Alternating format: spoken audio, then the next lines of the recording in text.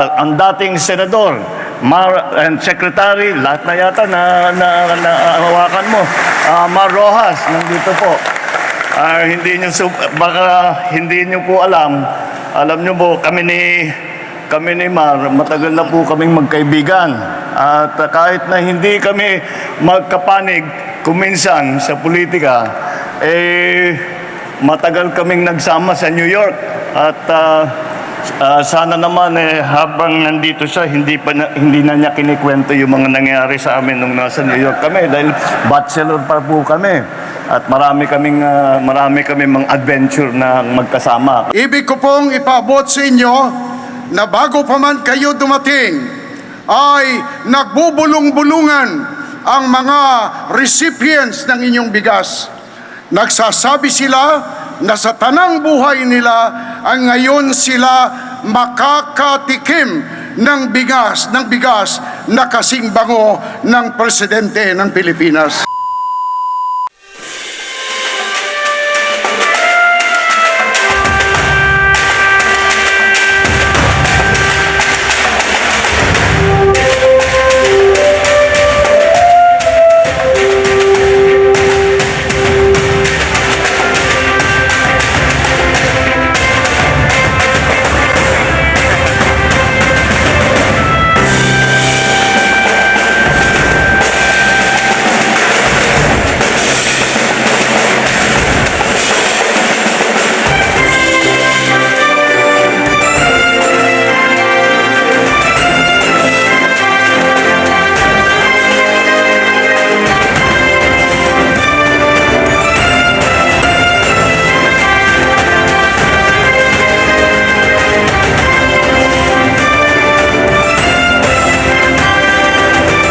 Mga kasimanwa, ang Pangulo ng Republika ng Pilipinas, His Excellency Ferdinand R. Marcos Jr.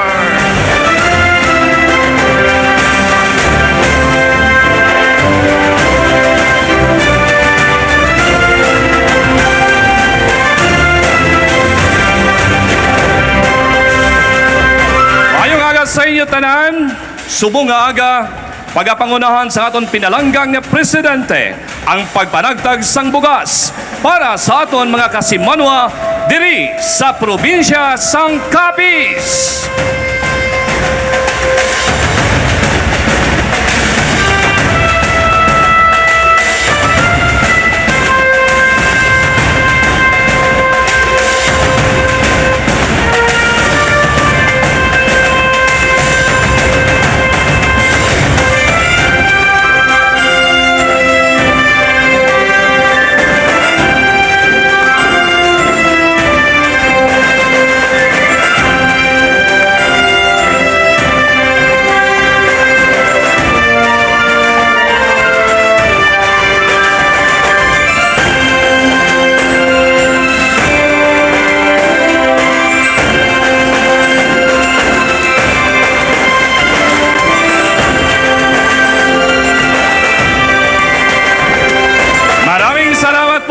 Mahal na Pangulo, mga kasimanwa, salubungin natin ng masigabong palakpakan ang Pangulo ng Republika ng Pilipinas, His Excellency Ferdinand R. Marcos Jr.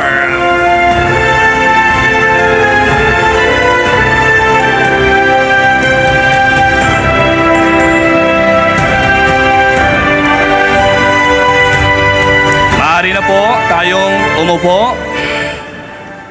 Sa puntong ito, ating tawagin si Capiz Governor Ferdinand Castro upang magbigay ng kanyang mensahe. Salamat, Ginoong tagapagpakilala. Mr. President, before I proceed, I would like to correct my representation to you. Because I told you that the last time we met and talked to each other was when we had the BICAM in the Senate. That was the postponement of the barangay SK election. But I remember that I, with Secretary Anton, was with you when we were in Davao during the time that Congressman Cardama was married. But I thought you were the one who would be married in Davao. Mr. President, ibig ko pong ipaabot sa inyo na bago pa man kayo dumating, ay nagbubulong-bulungan ang mga recipients ng inyong bigas. Nagsasabi sila na sa tanang buhay nila ay ngayon sila makakatikim ng bigas na kasing bango ng presidente ng Pilipinas.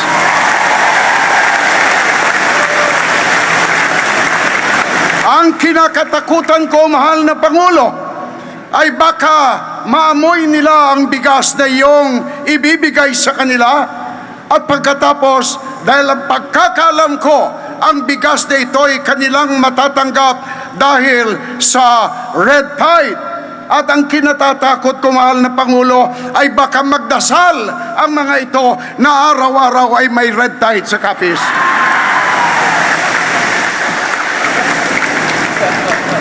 At para sa inyong kaalaman, mahal na Pangulo, hindi po ako nagtataka na kung bakit malapit ang mga Kapiseño sa inyo. Dahil bago po kayo dumating, ay kumpol-kumpol ang mga ibon na nakapatong dito sa bigas na nakatumpok sa ating likod. Kaya napagsabi ko sa sarili ko na kung ang ibon ay pag dumarating ang Pangulo, lalong-lalo na ang mga Kapiseño. Pero bago ako magtapos ng aking pananalita, alam niyo po dito sa aming probinsya, mahal na Pangulo, pag may dumarating na bisita, ay pag sila'y pumalakpak, nagigiba po ang aming stadium. Pero ngayon po na kayong dumating, ibig kong iparinig ninyo sa mahal na Pangulo na ikinagagalak natin ang kanyang pagdating, ikinagagalak natin at iniyayaman sa ating puso ang kanyang pagdating. Kaya iparinig nyo ang makagibang pamamalakpak sa ating Pangulo.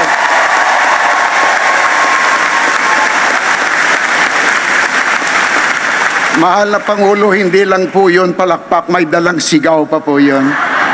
Kaya hindi ko na tatagalan ang aking pagsasalita.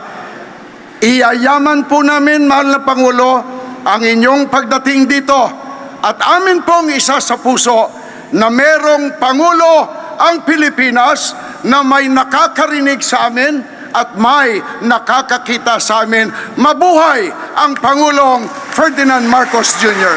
Maraming salamat po. Madamong nga salamat, Governor Castro. At ngayon, tinatawagan natin si DSWD Secretary Rex Gatchalian upang ipakilala ang ating panauhing pandangal. Mga binibini at Ginoo, ang Pangulo ng Republika ng Pilipinas, ang kagalang-galang Ferdinand R. Marcos Jr.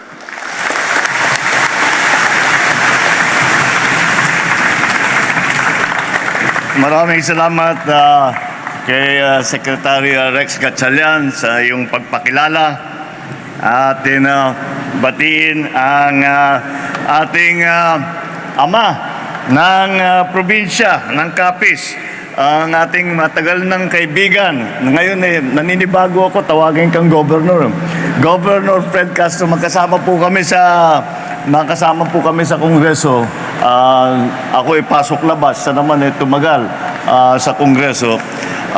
Gov Fred, na-miss ko na yung ganyang klaseng salita. Matagal na ko nang hindi narinig yung mga oratory ng inyong gobernador.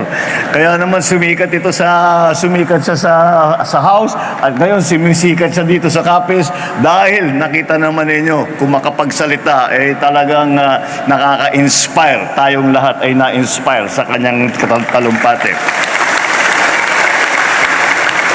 Ang alkalde ng lungsod ng Rojas, Ronnie Dadivas, maraming salamat sa inyong magandang pagkasalubong. Ang ating matagal na kaibigan, anak ng Capiz, nandito rin po si ang dating senador, and secretary, lahat na yata na hawakan mo, Mar Rojas, nandito po. Hindi nyo, baka hindi nyo po alam. Alam nyo po, kami ni Mar, matagal na po kaming magkaibigan. At kahit na hindi kami magkapanig kuminsan sa politika, matagal kaming nagsama sa New York. At sana naman habang nandito siya, hindi na niya kinikwento yung mga nangyari sa amin nung nasa New York kami dahil bachelor pa po kami. At marami kaming mga adventure na magkasama. Kaya po nakakatuwa na matagal ko na po siyang hindi nakausap. At mabuti naman nagkaroon ng pagkakataon na nag-uusap kami dito pa sa Capiz.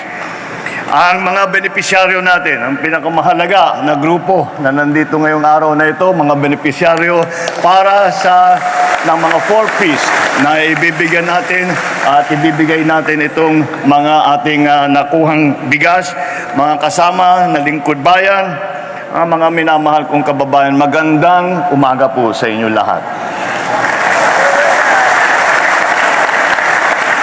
Noong nakaraang buwan lang po ay naghatid ng tulong ang DSWD at DTI sa ating mga rice retailer dito sa inyong probinsya upang matulungan sila sa kanilang mga negosyo.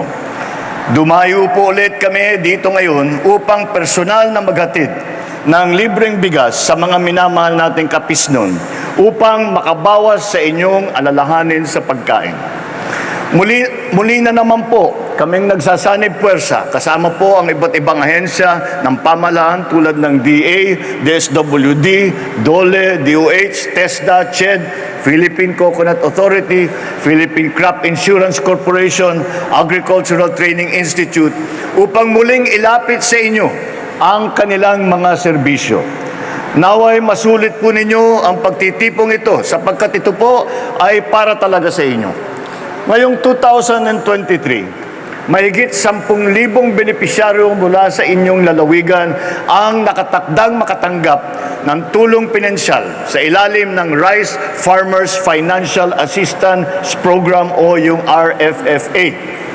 Dagdag po rito, marami rin pong mga maliliit na mga magsasaka na matutulungan ng Rice Competitive Enhancement Fund o yung tinatawag na RCEF sa pamamagitan ng mga makinarya, mga punla, mga pagsasanay at seminar at pagpapahiram ng puhunan para sa kanila. Dahil dito, inaatasan ko ang DA at ang Department of Finance na pabilisin ang pagmamahagi ng mga benepisyong ito.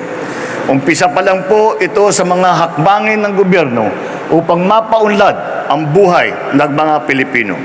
Mula sa pagpapalakas ng agrikultura ng bansa at sa pagpapalawig ng mga benepisyong handog ng iba pang mga sektor. Masaya po ako na makitang maraming natutulungan ang ating mga proyekto.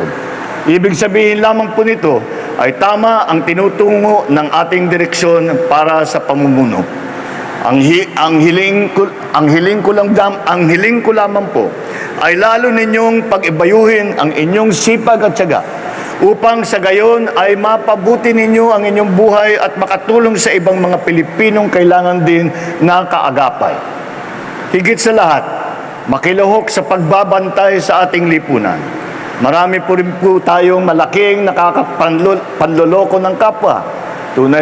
Tunay po ang nakakagalit ng mga smuggler at hoarder na yan. Nasisira ang daloy ng merkado, kaya tumataas ang presyo ng mga pangunahing bilihin dahil sa kanilang mga iligal na gawain. Kaya naman, nakikipag-ugnayan din tayo sa Kongreso na maamyendahan ng ilang batas upang tuluyan ng maging krimen ang agricultural economic sabotage at mapabigat ang parusa dito. Mga kababayan, gaano man kalaki ang kanilang sindikato, tulad na natimbog natin na smuggler sa pier ng Zamboanga noong buwan ng Agosto, wala pong binabatbat yan sa nagkakaisang nating lakas. Kaya kung may nalalaman po kayong sangkot sa mga ganitong transaksyon, huwag po kayong matakot na magsuplong. Tandaan po ninyo, kasabay ng pagsulong ng bagong Pilipinas ay ang pagkakaroon ng panatag, masagana at matatag na buhay. Ang kinin po natin ito. Maraming salamat sa inyong lahat at kayo ay maging kasama natin sa pagpapaunlad at pagpapaganda sa buhay ng bawat Pilipino. Ito po ay ang ating ginagawa. Pagpatuloy na makapagbigay ng tulong sa lahat ng ating nalalamang na nangangailangan. Kaya po, wag po kayong nagdadalawang isip na magsabi kung kayo po ay nasa alanganin, kung kayo po ay nangangailangan, at ang pamahalaan ay gagawin ng lahat upang kayo ay bigyan ng tulong. Maraming salamat po. Mabuhay ang buong lalawigan ng Capiz. Magandang umaga po sa inyong lahat. Maraming salamat po, mahal na Pangulo. Mga kasimanwa, bukod sa bigas ay magbibigay din ang ating mahal na Pangulo ng assistance mula sa iba't ibang ahensya ng gobyerno.